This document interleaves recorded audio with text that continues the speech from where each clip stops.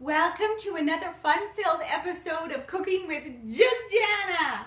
I'm your hostess, Jana, and today we're going to be talking about how to cut in butter if your recipe calls for this technique. And that often happens if you're making scones or biscuits or flaky pastry. So what is it? What it is you come follow me to my diagram. So what you're doing when you're cutting in butter, it's a way to incorporate the butter into the flour in such a way that you have whole raw clumps of butter throughout your dough.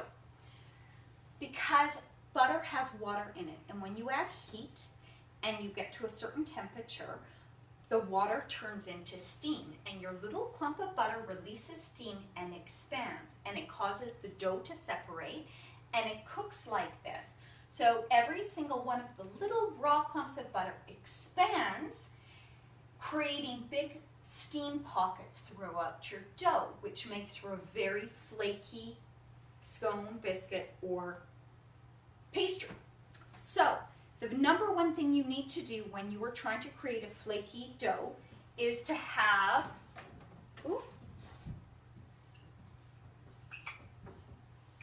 cold butter. This is super important. If your butter is warm, the butter melts into the dough and you don't get the steam pocket and you don't get the rise. So I usually keep my butter in the fridge till right before I'm going to use it. You'll see I cut it up, and you want to cut it up into smaller pieces. I'm going to show you 3 different ways to do it using the easiest way. This is called a pastry blender, not expensive. This I think was about $7. You can use 2 knives or you can use a plain old fork. So I'm going to first show you with the pastry blender. Another really important thing to do is make sure you measure your flour correctly, because the flour to butter ratio is really important. If you have too much flour, it's not going to rise as much if you're using the right amount. So can you zoom on, can you come stand over here, my video person?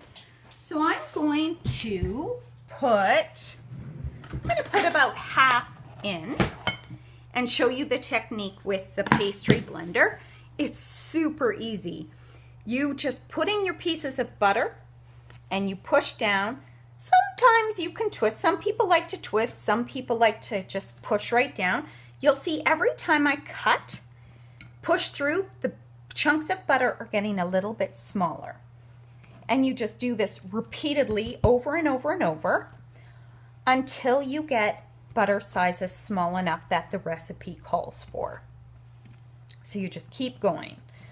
Now, the second way to do it is you can cut it in with 2 knives. And it's very easy as well. I don't like this method as much. I find it a bit time consuming. But you take 2 knives, and all you do is you literally go back and forth. One knife goes in one direction. So this knife is going to come to the left. This knife is going to come to the right.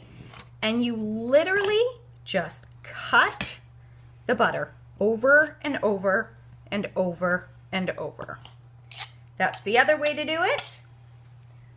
The third way to do it is with a fork. And you just push it against the side. You push the butter through the tongs of the fork, separating the butter. Now, you don't, as a last resort, you can use your fingers, but it's really not recommended because your fingers are warm and it's going to melt your butter and you won't get the rise. So the final question is the size that you're trying to cut the butter to. And this really depends on the recipe. Some recipes call for pea-size butter, some call for crumb size, some calls for coarse cornmeal. So that really depends on the recipe. Usually with a scone, it would be coarse cornmeal, and with a flaky pastry, that would more be a pea size. And that is everything you need to know about cutting in butter. Thanks for watching. See you next time.